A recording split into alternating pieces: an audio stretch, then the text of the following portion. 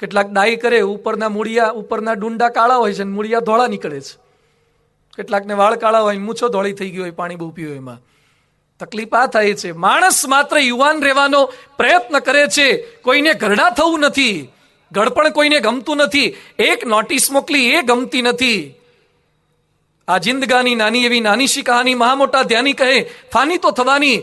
100 સાલની જિંદગાની અડધી ઊંઘમાં જવાની, અડધી જેર એની કથની કહેવાની. 12 સાલની નાદાની તોફાની મસ્તાની, નાચવાની કૂદવાની, જવાની એ જવાની. દીકરાની વહુઓ લાવવાની, વાળે સફેદી આવવાની, કાને ન સંભળાવાની, આંખે ન દેખાવાની, દાંતો પડવાની. જવાની એ જવાની, જતા જતા લાત મારવાની, કાનમાં કહેવાની હવે હું પાછી નથી આવવાની.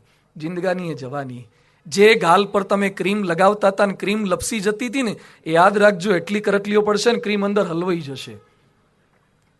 નેવિયા લગાવો કે ગમે તે લગાવો ને, ક્રીમો હલવાઈ જશે. એટલી કરટલીઓ પડવાની છે. જિંદગાની અત્યારે યુવાન છીએ, અત્યારે રોડ પર જતા લોકો આપણી સામે જોવે છે અને પછી લોકો આપણને એમ કહે છે, જોતા નથી કાકા દાદા બાજુ પર ચાલો. અને પહેલી વાર તમને કોઈ કાકા કહેશે ને ત્યારે હાર્ટ એટેક જેવો દુખાવો થશે. પહેલી વાર તમને કોઈ દાદા કહેશે ને તારે એમ લાગશે. અમે સિનસિનાટીમાં હતા, અમેરિકામાં એક ભાઈને ગાડી ચલાવતા હતા. કીધું અંકલ તમારું શું નામ? મને કે હું તમને અંકલ જેવો લાગુ છું. કીધું સોરી, તો તમારી ઉંમર કેટલી થઈ? મને કે ઓનલી 67. તમને 67 અંકલ ના કહેવાય, મોન્ટુન ચિંટુ થોડા કહેવાય. હવે પણ કોઈને કાકા કે દાદા કે માસી કે બા કે એ કોઈને ગમતું નથી.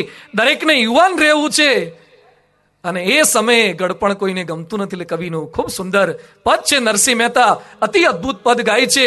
ગળપણ કોણે મોકલ્યું, જાણ્યું જોબન રહે સદાકાળ. ઉમરા તો ડુંગરા થયા, પાદર થયો પરદેશ. ગળપણ ગમતું નથી પણ ગળપણ આવશે.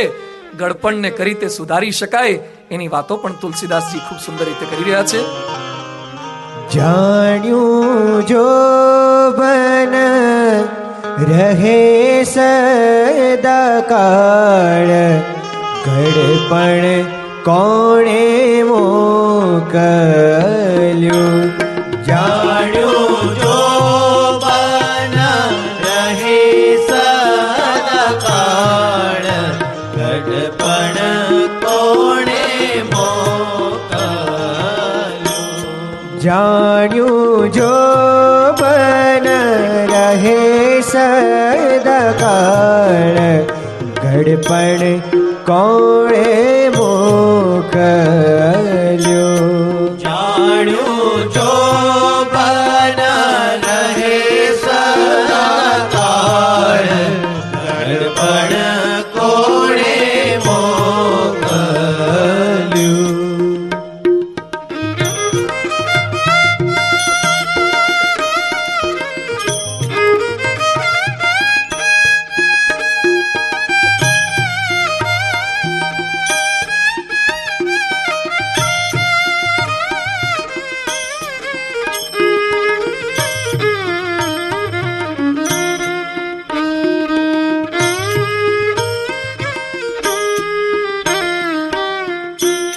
હે ઉંબરા તો ડુંગરા થયા રે,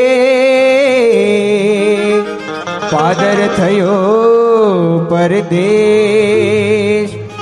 હે ઉંબરા તો ડુંગરા થયા રે, પાદર થયો પરદેશ.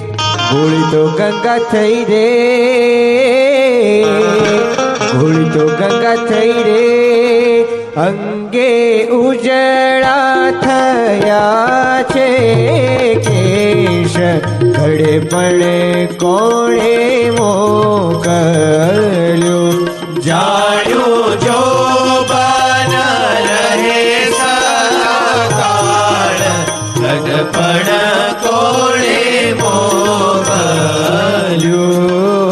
ઘડપણ કોણે મોકલ્યું.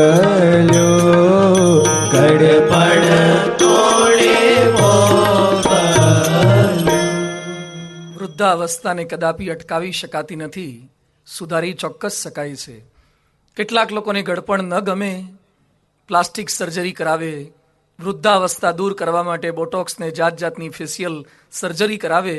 ગમે તેટલા પ્રયત્ન કરશો પરંતુ એ ગળપણ ચોક્કસ આવવાનું છે. પણ ગળપણના સ્વભાવના પ્રશ્નો એ આપણા પરિવારમાં વિખવાદ કરી શકે છે. એક બાઈ મારી પાસે આવ્યા, વૃદ્ધ.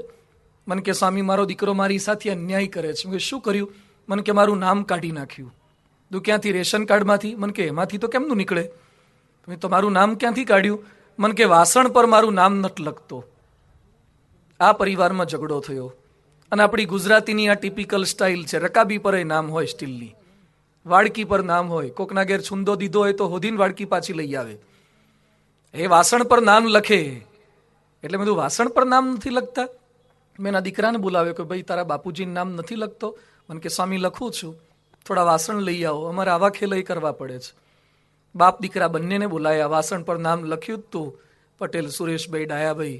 કીધું ડાયાભાઈ તમારું નામ તો લખ્યું છે. મને કે જોત ખરા, મને પાછળ ધકેલ દીધો. મને કે અત્યાર સુધી મારું નામ પહેલું રહેતું હતું, હવે હારો એનું નામ લખવા માંડ્યો અને મને પાછળ વનડાઉન મોકલી દીધો. આવું કર્યું મારું. તમારી ઉંમર કેટલી થઈ? મને કે 72. કીધું હવે તો કોકને આગળ આવવા દો. ક્યાં સુધી આગળ ને આગળ રહેવું છે? જેના હાથમાં કૂંચી એની વાત ઊંચી. આ ઘરડા લોકોની મોટી તકલીફ શું છે? એ ઊંચી છોડી નથી શકતા. પરિવારમાં જે કંઈ પ્રશ્ન થાય છે એની પાછળ આ પણ પ્રકૃતિ આપણી જવાબદાર છે. ગળપણ આવે, જ્યારે આપણને નિવૃત્ત થવાનો સમય આવે, જો તમે સામેથી નહીં છોડો ને તો લોકો તમને છોડાવશે. એટલે પ્રેમથી VRS લઈ લેવું એ વધારે સારું છે. પ્રેમથી નિવૃત્ત થવું, લોકોને યશ આપવો, ક્રેડિટ આપવું એ વધારે સારું છે. નહીં તો લોકો સામેથી પ્રાર્થના કરે.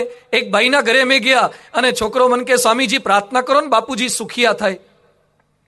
સુખિયા થાય એટલે ખબર છે? ઉપર જાય. એટલે મેં કીધું પ્રાર્થના કરવાની શરૂ કરીએ. તેના બાપ બેઠા બેઠા મને કે ધૂન ના કર, તમારે સુખિયા નથી થવું. એનો બાપ ના પાડે. છોકરો મને કે ધૂન ચાલુ કરતો નંબરિયા પડી જાય.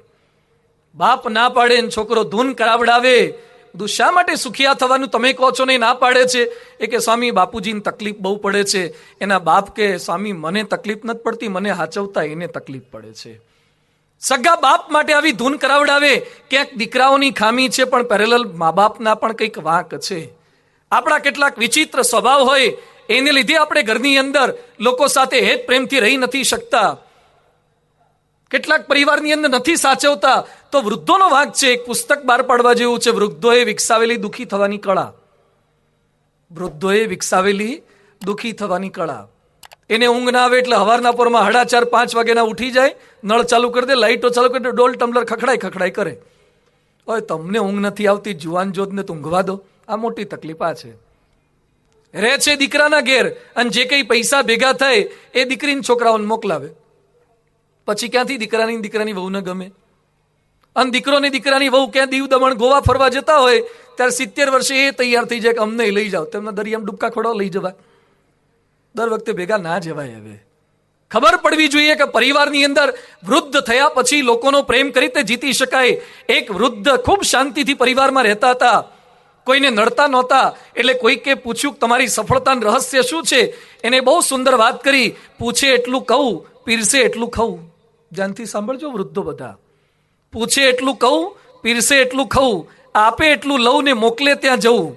મને સાચવે છે બહુ એવું સૌને કહું, બોલો હવે દુઃખી કેમ થવું? મને નથી સાચવતા એવી કોઈને હું ફરિયાદ નથી કરતો. પૂછે એટલું જ કહું છું. ખોટી સલાહ સૂચન નથી આપતો, એટલે હું શાંતિથી રહી શકું છું. દશરથ રાજાએ એક ધોળો વાળ જોયો અને નિવૃત્તિનો વિચાર આવી ગયો. કેટલાકને આખું નાખું ધોળું થઈ જાય છે તોય કોઈને આપી શકતા નથી, સોંપી શકતા નથી. પરિવારમાં ઝઘડા ઓછા કરવા હોય તો બીજાને સત્તા આપવી, સોંપતા જવું. એને આગળ કરવાની ભાવના હોય તો પણ શાંતિથી આપણે રહી શકીએ. દશરથે સંકલ્પ કર્યો, રામનો રાજ્યાભિષેક કરવો છે. તમામને જાણ થઈ ગઈ. 108 નદીઓના જળ એકત્રિત થઈ ગયા છે. ઋષિ મુનિઓ જંગલમાંથી ત્યાં આવવા લાગ્યા છે. લોકો પોતાના ઘરે મિષ્ટાનની તૈયારી કરવા લાગ્યા છે. આસોપાલવના તોરણ બંધાવા લાગ્યા છે. સાથિયા પુરાવા લાગ્યા. અને એ સમયે અયોધ્યાની અંદર એક વિચિત્ર ઘટના, પરિવારના પ્રશ્નની મેં કાલે વાત કરી હતી ને કે પરિવારમાં પ્રશ્ન ઊભા કરે છે કોણ? શા માટે પ્રશ્ન સર્જાય છે? પ્રશ્ન કરનાર કોણ છે? અયોધ્યાની અંદર એક એવું પાત્ર જે કૈકેયી પાસે પહોંચી ગયું. બીજા દિવસે રામનો રાજ્યાભિષેક હતો.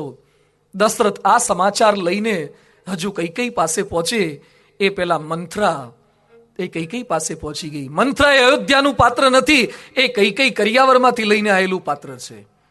દહેજમાં એને ભેગું લઈને આવ્યા હતા. અને મંથરા કૈકેયી પાસે પહોંચીને સમગ્ર અયોધ્યાની અંદર શોર બકોર છે, નાચગાન થઈ રહ્યા છે. એટલે દાસીને પૂછે છે કે આ શું થઈ રહ્યું છે?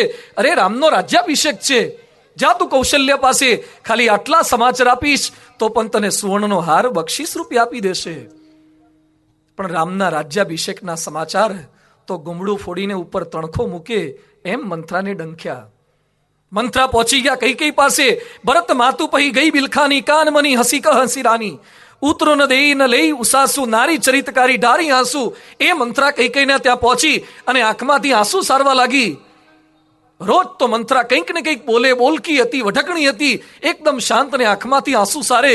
કૈકેયી પૂછે છે કે શું તકલીફ છે, શા માટે મૌન છે? કોઈ માણસ પોતાની પ્રકૃતિથી વિરુદ્ધ આચરણ કરે ત્યારે સમજવાનું કે એનો ઈરાદો કંઈક જુદો લાગે છે. કૈકેયી કહે છે બોલ, અયોધ્યાની અંદર રામ તો કુશળ છે ને? મંથરાની આંખમાં આંસુ જોયા અને કૈકેયી પ્રશ્ન શું પૂછે છે? અયોધ્યામાં રામ તો કુશળ છે ને કૈકેયીને રામ કેટલા વાલા હતા? પહેલો પ્રશ્ન જેણે રામ વિષય પૂછ્યો હતો. અને એ સમયે મંથરા કહે છે સમગ્ર અયોધ્યામાં ખાલી રામ જ કુશળ છે, બાકીના બધા અકુશળ હવે થઈ જવાના છે. શા માટે આવું બોલે છે? આવતીકાલે રામ રાજા થઈ જશે. રામ રાજા થશે એવા સમાચાર સાંભળ્યા અને કૈકેયી પોતાનો ગળાનો પહેરેલો હાર તોડીને મંથરાને આપવા ગયા. અને મંથરા કહે છે મારે હાર જોઈતો નથી, આ કઈ સુખના સમાચાર નથી, દુઃખના સમાચાર છે. જેવા દુઃખના સમાચાર મંથરા બોલી અને કૈકેયી કહે છે પુનિયસ કબહુ કસી ઘર ફોરી, તબ ધરી જીભ કઢાવું તોરી. હવે જો એક વાક્ય તું આવું બોલી છે તો તારી જીભ હું કાઢી નાખીશ. આવું મંથરાને કૈકેયી બોલ્યા હતા.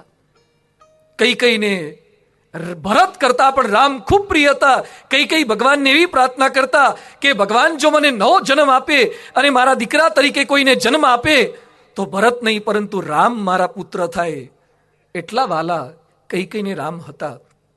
પણ મંથરાએ વાતો કરી, મંથરાએ કપટ નીતિથી વાતો કરી. રામ રાજા થઈ જશે, કૌશલ્ય રાજમાતા બની જશે, તમે દાસી બની જશો, રામના દીકરાઓ રાજા બનતા રહેશે અને ભરત તો ખંડિયા રાજા રહેશે, એને કાંઈ નહીં મળે. બહુ બહુ તો વડોદરામાં ખંડેરાવ માર્કેટ થશે, બીજો કંઈ લાભ એને નહીં થાય. આવા શબ્દો નાખ્યા અને કૈકેયી બદલાયા. હાર્ટ ટ્રાન્સપ્લાન્ટ કરી નાખ્યું મંથરાએ. યાદ રાખજો, રામાયણમાં ઘણાના મોત બતાયા છે, મંથરાનું મોત નથી. મંથરા હજી જીવે છે, ક્યાંક આજુબાજુમાં બેઠા હશે. ખાલી મંથરા નથી જીવતા, મંથરોય જીવે છે. જે કોકના પરિવારમાં ઝઘડા કરાવે, સાંભળ્યું? કેટલાક હરિભક્તો અમને કહેતા હોય છે કે સ્વામી ભગવાનને પ્રાર્થના કરજો ને પાકું મકાન થઈ જાય. કદાચ તમારું મકાન કાચું હશે તો ચાલશે, પણ ક્યારેય કાચા કાનના ન થતા. કઈ કાચા કાનના થયા કે દશરથ તારી સાથે કપટ કરે છે, રામ પ્રત્યે પક્ષપાત છે, ભરતને એટલે મોસાળમાં મોકલી દીધો છે, તને દુઃખી કરી નાખશે, કૌશલ્યા તને હેરાન કરી નાખશે. મંત્રના શબ્દો સાંભળી તો લીધા, પણ માની લીધા, સ્વીકારી લીધા.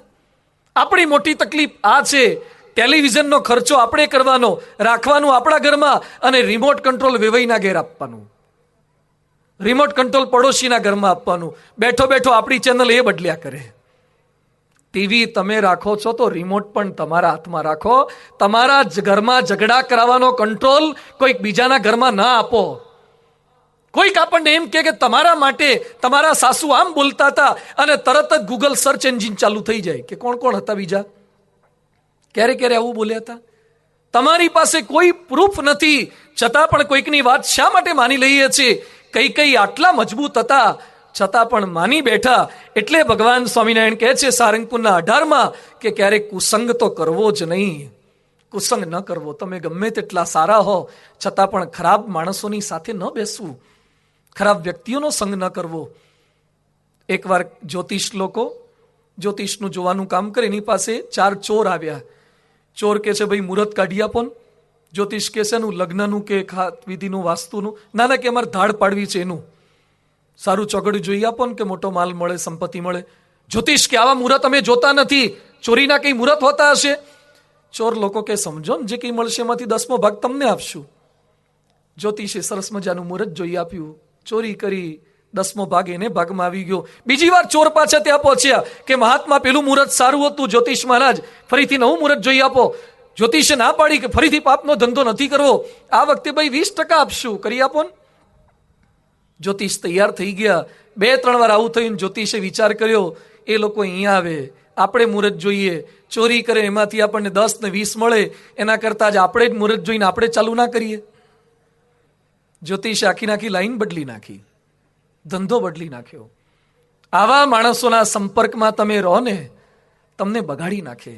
તમે ખાલી માવા ખાતાના બાજુનો ભેગા રહો ને, કેટલાક લોકોની 135 નો 20 માવો ખાય, એની બાજુમાં તમે રહો ને પછી હોપારી કાઢીને તમને ખવડાવે. એટલે તમે કહો હું નથી ખાતો કાચી પાંત્રી લવલી કીમામ, એ કે ના કે આ તો ઘસીને આપું. કેટલાક પેન્ટ પાછળ ઘસીને આપે છે વટે આપણને, ખવડાવે પાર પાડે.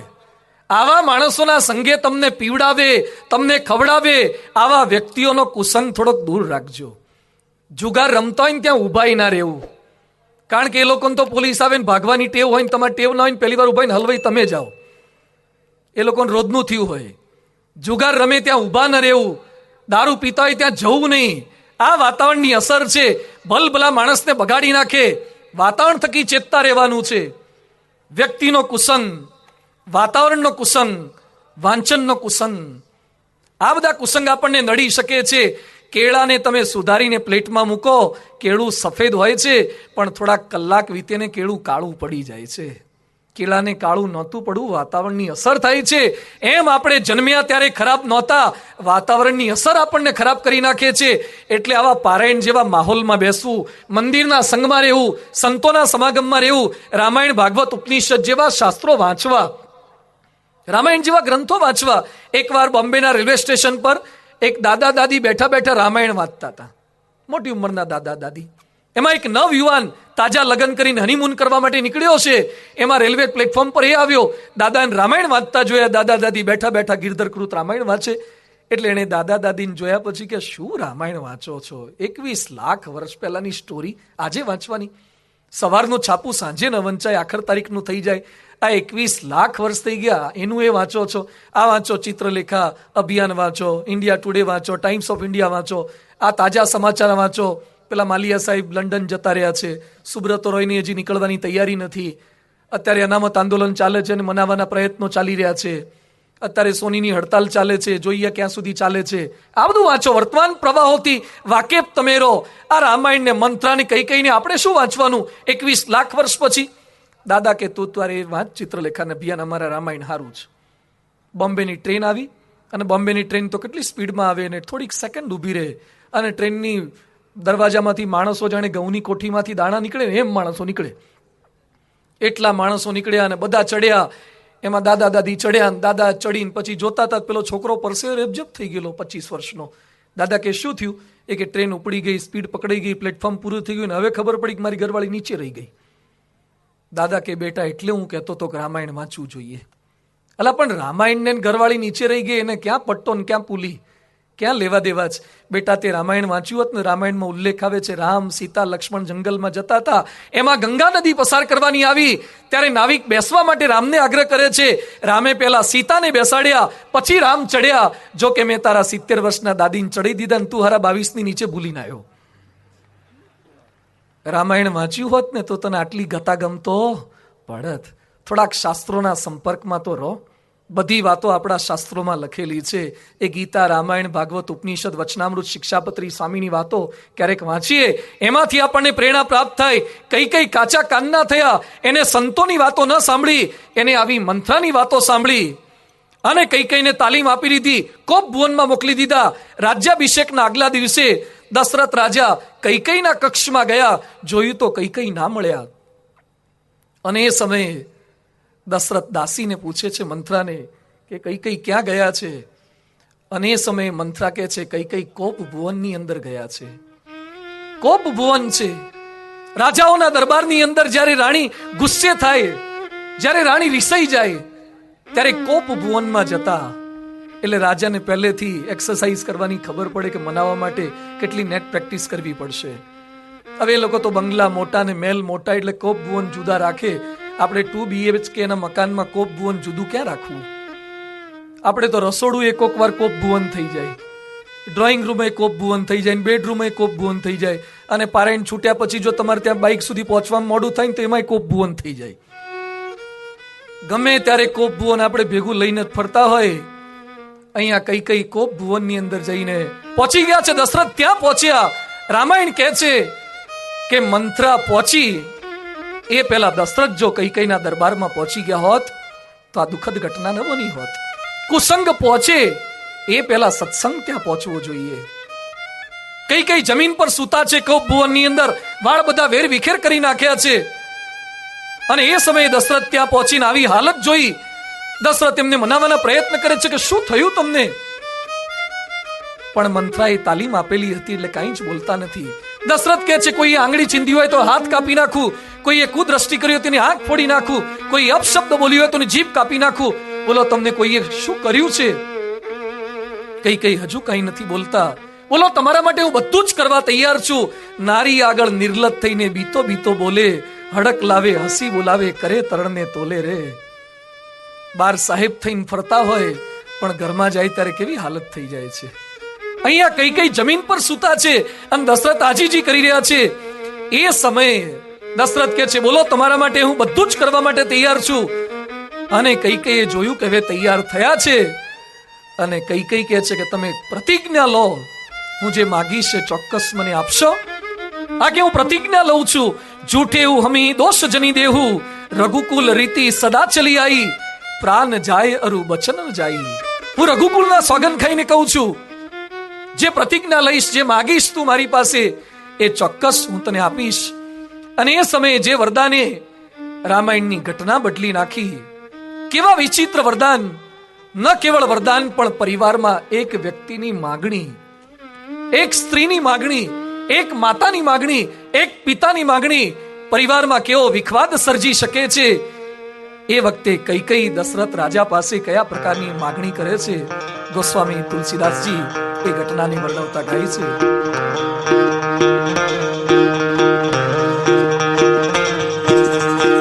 सुनहु प्राण प्रिय भावत जी का, भावत जी का. सुनहु प्राण प्रिय भावत जी का, सुनहु प्राण प्रिय भावत जी का. देहु एक बर भरत ही टीका, देहु एक बर भरत ही टीका.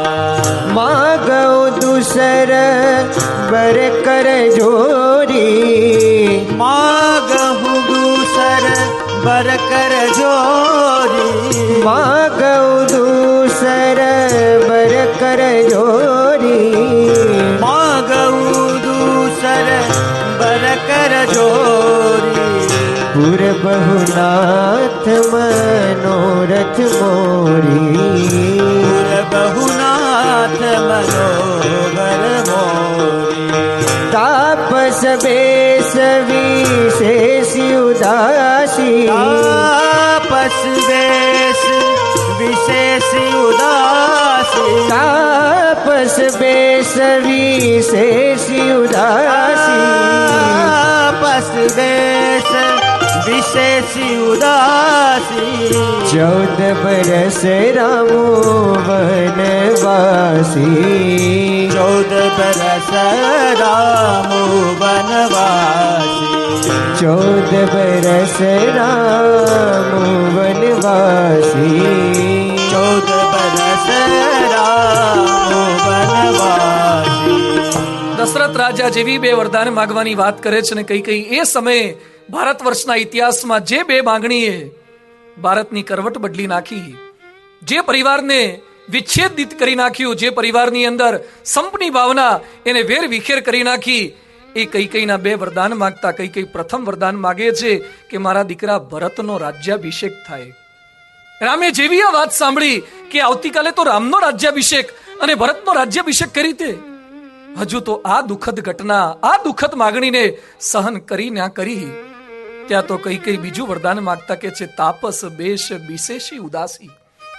તપસ્વીનો વેશ ધારણ કરવાનો છે. દશરથના મનમાં એમ કે ભરતનો રાજ્યાભિષેક અને કદાચ મને હવે જંગલમાં જવાનું કહેશે મારી કઈ કઈ. પણ એ સમય કઈ કઈ કહે છે 14 બરિસ રામુ વનવાસી, ભરતનો રાજ્યાભિષેક થાય અને રામ 14 વર્ષ માટે જંગલની અંદર જાય. આ માંગણી સાંભળી અને દશરથ જમીન પર પડી ગયા. દશરથ સહન પણ નથી કરી શકતા.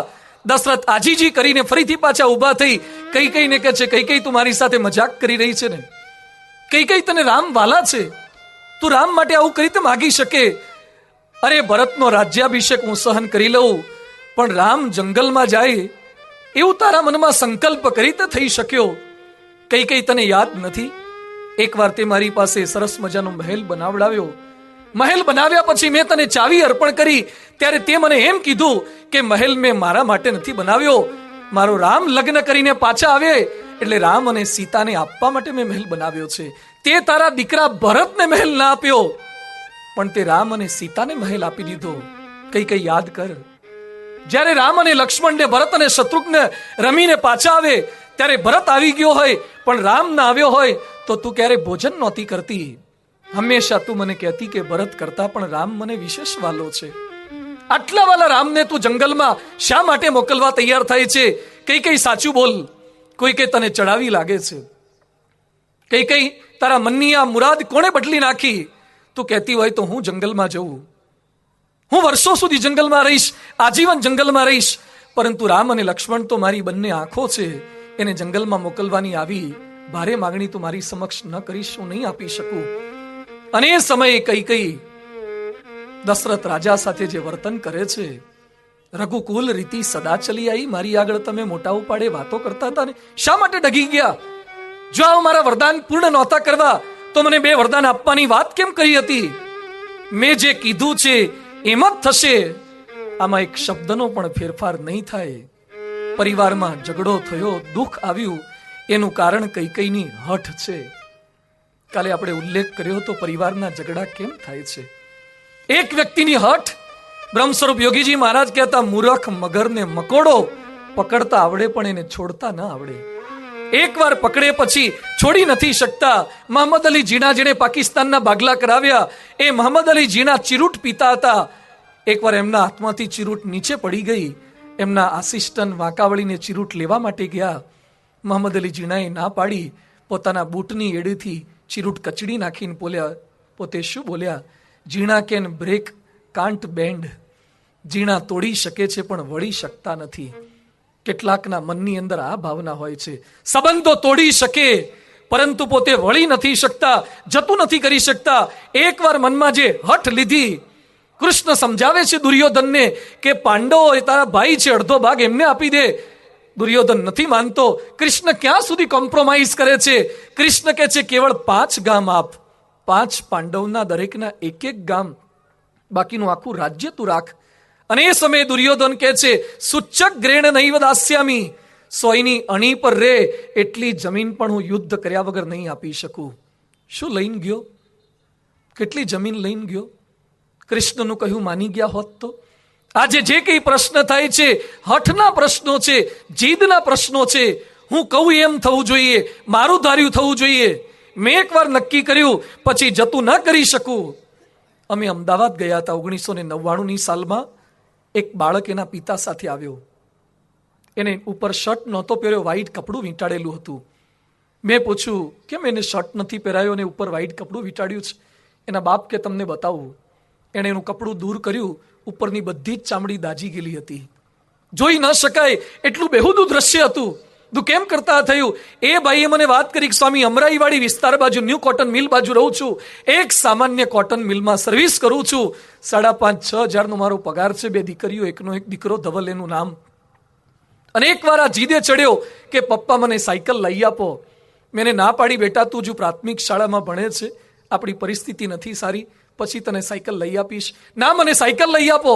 બેટા તું મોટો થા પછી તને સાયકલ. ના મને અત્યારે સાયકલ લઈ આપો. બેટા મારી સાયકલ એટલાસ છે, તું ક્યારેક વાપરજે. ના મારી પર્સનલ સાયકલ લઈ આપો. ન માન્યો, જીદે ચડ્યો, વટે ચડ્યો. હું મિલની અંદર નોકરી કરવા ગયો તો, બેનો સ્કૂલમાં ભણવા ગઈ હતી. એની માં શાક લેવા ગઈ હતી. આ છોકરાએ અશોક સ્ટવમાંથી કઈ ઘાસલેટ પોતાના શરીર પર છાંટ્યું, દિવાસળી ચાંપી અને પોતે સળગ્યો. પ્રાથમિક શાળામાં 4-5મા ધોરણમાં ભણતો છોકરો સળગ્યો અને પછી તો શરીર બધું જલી ગયું. લોકોએ આવીને આગ બુજાવી પણ મોટાભાગની 80% ચામડી એની બળી ગઈ. પ્લાસ્ટિક સર્જરી કરાવી પડી. એ બાપ મારી આગળ રડતા રડતા બોલ્યા, સ્વામી આણે મને 1,00,000-1,50,000 ખાડામાં ઉતારી દીધો, આજે શર્ટ પણ નથી પહેરી શકતો, એટલી વેદના બળતરા એને થાય છે, ઠંડી કે ગરમી વધારે પડતી સહન નથી કરી શકતો, આટલું શરીર બળી ગયું, એને કોણ સ્ત્રી આપશે? દુઃખી થયો એનું કારણ શું છે? એક હઠ. આપણા પરિવારમાં એક પતિની હઠ, એક સ્ત્રીની હઠ, એક બાળકની હઠ. શા માટે આપણે કોમ્પ્રોમાઇઝ નથી કરી શકતા? પરમ પૂજ્ય પ્રમુખ સ્વામી મહારાજ કહે છે, મનગમતું મૂકવું એ મરવા કરતા પણ કઠિન છે. માણસ મનગમતું જતું નથી કરી શકતા. હું કહું એમ જ થાય, થોડુંક જતું કરતા શીખીએ, થોડુંક લેટગો કરતા શીખીએ તો પણ પરિવારના પ્રશ્નો ઓછા થઈ શકે છે.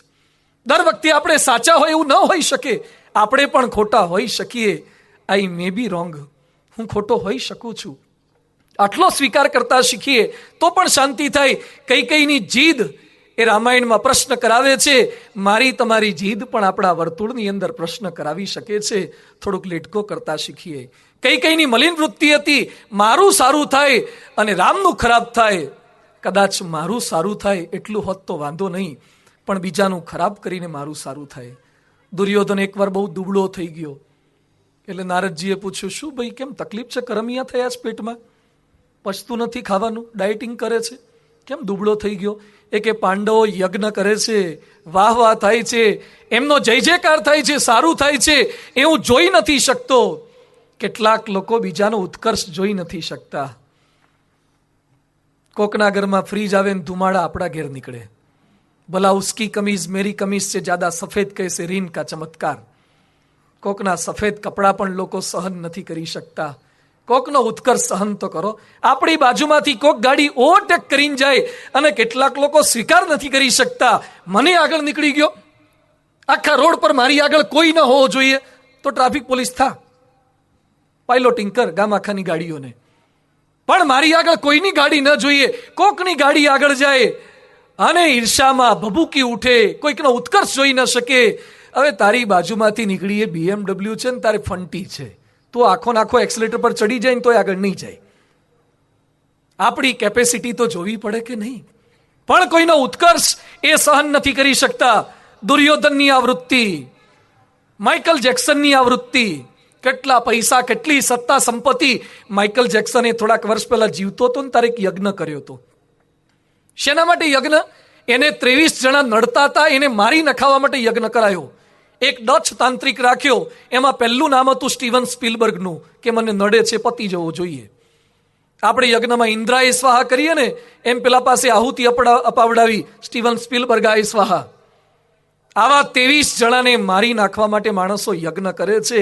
જ્યાં સુધી બીજાને દુઃખી કરવાનો મનમાં વિચાર પણ આવે અને આચરણ થાય તો સમજજો કે કૈકેયી તમારા મનમાં પ્રગટ છે. હજી રામનું અહિત કરીને ભરતનું સારું કરવું, આપણી મેન્ટાલિટી આ છે. આપણે એકલા દુઃખી ન થવા જોઈએ, બીજા દુઃખી થવા જોઈએ.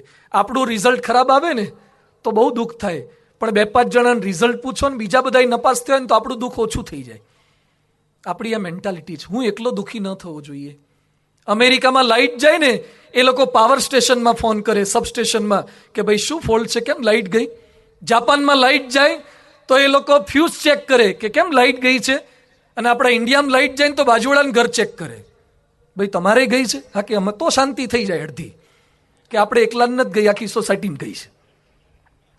આપણી એ મેન્ટાલિટી છે કે મારે એકલાને લાઇટ જવી જોઈએ નહીં. ગામ આખાને લાઇટ જાય તો આપણે એકલાને જાય વાંધો નહીં, બધાની જવી જોઈએ. બીજા પણ ભેગા દુઃખી થવા જોઈએ. આપણી હિન્દુ સંસ્કૃતિ આપણને શીખવે છે, સર્વેત્ર સુખીના સંતુ સર્વે સંતુ નિરામયા, ઓમ સહના ભવતુ સહનૌ ભુનક્તુ. દરેકનું સારું થાય. અરે ભલે મારું ખરાબ થાય પણ બીજાનું સારું થાય. જોઈ લો પૂર્ણ પુરુષોત્તમ ભગવાન સ્વામિનારાયણ રામાનંદ સ્વામી પાસે જેતપુરની અંદર માગેલા વરદાન. રામાનંદ સ્વામી પાસે ભગવાન સ્વામિનારાયણ શું માગે છે? જે સ્વામિનારાયણનું ભજન કરે એને ભિક્ષાપાત્ર લખ્યું હોય તો એ ભિક્ષાપાત્ર મને આવે, પણ સ્વામિનારાયણનું ભજન કરનાર ક્યારે કોઈ દુઃખી ન થાય. એના નસીબમાં એક વીંછી કરડવાની વેદના લખી હોય તો મને રૂવાડે વીંછીની વેદના થાય, પણ ભગવાનનું ભજન કરે ક્યારે દુઃખી ન થાય.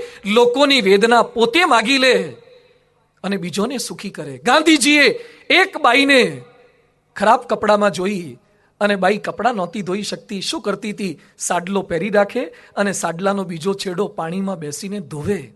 ગાંધીજી કહે છે આવું કેમ કરે છે? પેલી બાઈ કહે છે બાપુ એક જ સાડલો છે, બદલવા માટેનું બીજું કપડું હોય તો આખી સાડી એક સાથે ધોવું ને. અને એ દિવસે બાપુએ સંકલ્પ કર્યો, જે દેશની અંદર બાઈઓને અંગ ઢાંકવા પૂરતા કપડાં ન હોય તો મને ભારે પાટલુન પહેરવાનો અધિકાર નથી. એ દિવસથી એમણે અમારા જેવા પાટલુનને પેલા ગાતરિયાન ધોતિયા પહેરવાનું શરૂ કરી દીધું. બીજાનું દુઃખ જોઈ અને તમારું હૃદય દ્રવી જાય, તમે તમારું વર્તન બદલી નાખો, એ આપણી સંસ્કૃતિ છે. કઈ કઈ બીજાને દુઃખી કરવા માટેનો સંકલ્પ કરી બેઠા. દશરથ ત્યાં મૂર્છિત થઈને પડ્યા છે. વહેલી સવાર થઈ ગઈ, આ બાજુ બધા પ્રતીક્ષા કરી રહ્યા છે કે શા માટે દશરથ સમાચાર નથી આપતા. સુમંત્ર તપાસ કરવા માટે ગયા, એમના ખાસ મંત્રી હતા. જોયું તો દશરથ જમીન પર મૂર્છિત થઈને પડ્યા છે. કૈકેયીના કોપ ભુવનમાં સુમંત્ર પામી ગયા કે દાળમાં કંઈક ચોક્કસ કાળું છે, તકલીફ થઈ લાગે છે. કૈકેયીને પૂછ્યું કે દેવી શું થયું? જાઓ રામને બોલાવી લાવો. દશરથની ઈચ્છા છે કે રામ અહીંયા આવે. અરે પણ રાજ્યાભિષેકની વાત, જાઓ રામને તેડી લાવો. રામનો રાજ્યાભિષેક કરવાનો હતો. એમણે સરસ મજાના વસ્ત્ર ધારણ કરવાની તૈયારી કરતા હતા. આગલા દિવસે તો વ્રતનું પાલન કર્યું હતું. સીતા સાથે તૈયાર હતા અને ત્યાં જ કેવી આહલેક આવી છે, કેવું આમંત્રણને તેડું આવ્યું. ત્યાં પહોંચ્યા રામ, જોયું તો દશરથ જમીન પર પડ્યા હતા. કૈકેયી ત્યાં ઊભા હતા. દશરથની આવી હાલતમાં જોયા રામ ત્યાં પહોંચી ગયા. પિતાના ચરણ પકડીને કહે છે મારા પિતાશ્રીને શું થયું? કોને લીધે તકલીફ થઈ? હે દેવી જણાવો, મારા બાપુજીની ઈચ્છા શું છે? અને એ સમયે દશરથ કાંઈ બોલી શકતા નથી ને કૈકેયી કહે છે તારા બાપની ઈચ્છા છે કે ભરતનો રાજ્યાભિષેક થાય. રામ રાજી થયા. રામ કે ભરતનો રાજ્યાભિષેક થાય એમાં દુઃખી શું થવાનું? હું રાજા થઉં કે ભરત થાય, બંને સરખું જ છે ને. જોઈ લો રામાયણની ભાવના. પણ કૈકેયી કહે છે બીજું વરદાન પણ માગ્યું છે. તારા પિતાશ્રીની બીજી આજ્ઞા એ છે કે 14 વર્ષ તું જંગલમાં જા. રામે આ વાત પણ એટલા જ પ્રેમથી સાંભળી લીધી. અરે મારા પિતા મને કહેતા હોય તો હું જંગલમાં જતો રહું, દરિયામાં પડીને મરી જાઉં, ઝેર ખાઈને મરી જાઉં. મારા પિતા જેમ કહેશે એમ હું બધું કરવા માટે તૈયાર છું. આપ શા માટે ચિંતા કરો છો? પિતૃ આજ્ઞાનું પાલન કરવા માટે રામ સહર્ષ તૈયાર થઈ ગયા છે. આ પુત્ર કહેવાય છે. પુત્રના લક્ષણ આ છે. રામાયણની અંદર, રામના જીવનની અંદર આવી ઘટના બની છતાં પણ કેટલો આદર્શ પરિવાર છે. આ દુઃખને પોતે સહન કરી શક્યા. રામે સહર્ષ આ વરદાનનો, આજ્ઞાનો, આદેશનો સ્વીકાર કર્યો. કૈકેયીને વંદન કરી, દશરથની પરિક્રમા કરી, ત્યાંથી નીકળી ગયા. માતા કૌશલ્યાને આ જણાવ્યું, સુમિત્રાને જણાવ્યું અને પછી રામ જંગલમાં જવા માટે તૈયાર થઈ ગયા છે. કલ્પના તો કરજો, રાજ્યાભિષેકની ઘડી હોય એની જગ્યાએ વલ્કલ વસ્ત્ર ધારણ કરી જંગલમાં જવાની વેળા આવી. એ સમયે સીતાને ખબર પડી. સીતા એમની સાથે આવવા માટે તૈયાર થયા. રામ ના પાડે છે કે આપ ના આવશો. સીતા કહે છે હું પણ તમારી ધર્મપત્ની છું, હું પણ સાથે આવીશ. રામ કહે છે આ જંગલમાં જવાનું છે, કોઈના રિસેપ્શનમાં, પાર્ટી પ્લોટમાં નથી જવાનું, ડાબરા ઉત્સવમાં નથી જવાનું. 14 વર્ષ વલ્કલ વસ્ત્ર ધારણ કરવાના છે. જંગલમાં રહેવાનું છે. ત્યાં કોઈ મોબાઈલ નહીં મળે, માઇક્રોવન નહીં મળે, ફ્રીજ નહીં મળે, નગરપાલિકાનું પાણી નહીં આવે, સરોવરમાં જાતે પાણી ભરવા જવાનું. અને વાંચજો રામાયણ. સીતારામને કહે છે એ ત્વયા કીર્તિતા દોષા વને વસ્તવ્યામ પ્રતિ. તમે જેટલા કઈ જંગલના દુઃખ જણાવ્યા એ બધા હું જાણું છું, છતાં હું તમારી સાથે જંગલમાં આવીશ, કારણ કે હું તમારી પત્ની છું. પતિનું દુઃખ એ મારું દુઃખ છે. આજે પતિનું દુઃખ સહન કરવા તૈયાર થાય એ પત્ની છે. પતિને દુઃખી કરે પત્ની. હમણાં એક ડોક્ટર મારી પાસે આવ્યા, મને કે સાંઈ મારો હાથ ચેક કરો ને. તમારો હાથ હું શું કરું? એટલે એમણે આ ભાગ બતાવ્યો મને. તો અહીંયા કોકે નખ મારે એવું હતું. મેં કીધું આ શું થયું? મને કે મારી પત્નીએ નખ માર્યા, ઝઘડો થયો, એમાં મારી પત્નીએ નખ ભરાવ્યા, એના નિશાની નખુડિયા ભર્યા છે. આ તો ભારે કહેવાય. મને કે ભારે તો ક્યાં બતાવ્યું છે? તો પાછળ છે. એ તો હજી પાછળ છે, વેલણવાળા નિશાન તો હજી નથી બતાયા. એ તો આ તો બહુ ભારે કહેવાય. તમારી પત્ની તમારા માટે પ્રેમ નથી. મને કે પ્રેમની શું વાત કરો છો? લવ મેરેજ છે, પ્રેમ લગ્ન છે, ઇન્ટરકાસ્ટ લવ મેરેજ. બંને જણા ડોક્ટર, લગ્નના 12 વર્ષ થયા, 10 વર્ષનો છોકરો છે અને દે હેવ ટુક ડિવોર્સ. શા માટે? પ્રશ્ન સર્જાયા. ડોક્ટર થયા પછી પણ ગઈકાલે મેં વાત કરી તે દુનિયાનો સૌથી મોટામાં મોટો પ્રશ્ન હોય તો એ પારિવારિક એકતાનો પ્રશ્ન છે. આજે વિશ્વની અંદર પોલ્યુશન કે પોપ્યુલેશન નહીં, આતંકવાદ, માઓવાદ, નક્સલવાદ, બોડોવાદી નહીં, મોટા મોટી સમસ્યા આ પરિવારના ઝઘડા છે. કેટલાકના ઘર પર લખ્યું હોય હોમ સ્વીટ હોમ. અંદર સ્વીટનેસનો છોંટોય નથી હોતો. સ્વીટ હોમ લખવાથી ઘરમાં સ્વીટનેસ આવી જતી નથી. લવ મેરેજ કરવાથી ઘરની અંદર પ્રેમ આવી જતો નથી. રિસેપ્શન મોટા કરવાથી પરિવારની અંદર પ્રેમ આવી જતો નથી. કેટલા મોટા મોટા માણસો બહારથી કેટલા પૈસાદાર હોય છે, છતાં પણ એના પરિવારમાં પ્રશ્ન છે. લંડનનો એક ગાયક, બ્રિટનનો એલ્ટન હર્ક્યુલસ જ્હોન પોપ સિંગર છે, એક રાતની સંગીતની ફી 8 કરોડ રૂપિયા લે છે. આ બધા ભેગા થઈને વેચાઈ જાય ને, 8 કરોડ રૂપિયા એક રાતના કાર્યક્રમના લે છે. રશિયામાં એને સાંભળવા માટે 1 લાખ લોકો આવે. એના જન્મદિવસે 4 લાખની કેક કાપે છે. એક જ વર્ષની અંદર મ્યુઝિક શોથી 300 કરોડ 400 કરોડ કમાય છે. એક વર્ષની અંદર 280 કરોડનું શોપિંગ કર્યું. બિગ બજાર, ક્રિસ્ટલ મોલ, ઇસ્કોન પ્રોઝોન મોલ જમવા જાય, 280 કરોડના શોપિંગ. આપણા વાલા ઉનાળામાં જઈને એસીનો વાયરો ખાઈને એમને આવતા રહે છે. 280 કરોડના શોપિંગ કરે. કેટલા પૈસા વાપરે? કોઈ પણ હોટલમાં જાય 5 લાખથી નીચેના ભાડાવાળી એક પણ રૂમમાં રહેતો નથી. આ 21 જાતના કૂતરા રાખ્યા છે, પૂંછડાવાળા ને પૂંછડા વગરના, આલ્સેસન ને ડોબરમેન ને બધા. કૂતરાનો શોખીન છે. 36 કાર રાખી છે. કઈ હશે? નેનો, ફંટી, બેન્ટલી ને જેગુઆર ને કેડિલેક ને રોલ્સ રોય ને મર્સિડીઝ ને આવી કાર એને રાખી છે. આવી 36 કાર છે.